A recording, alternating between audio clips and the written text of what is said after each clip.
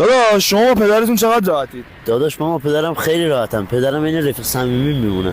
انشالله که سایه‌اش همیشه بالا سرت باشه. ما یه چالشی داریم، یه زنگ میزنیم به پدرت بگی که من خسته شدم از زندگی، من زن میخوام، حرف من باشه، باید بریم برای من زن بگیریم. داداش من میگم ولی بابام خیلی چیز آقاته.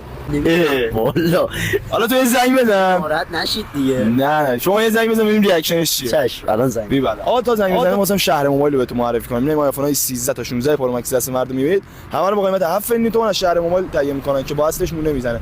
36 ماه گارانتی داره، 7 روز مهلت تست، پرداختش هم در به منزله.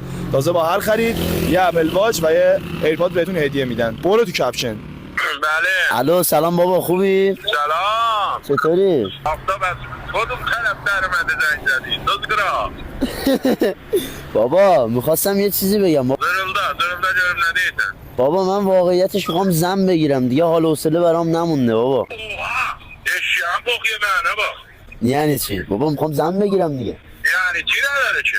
الان میگی چیکار کنم؟ برو دوباره همون صاحب گنگاه رو بردار، همون کار قبلی رو ادامه بده. بابا این چه حرفیه؟ چه شرف ما رو بردی؟ نه تو شرف داری، تو صابون گنگاه گذاشتی تو همون ببونه کنه. همون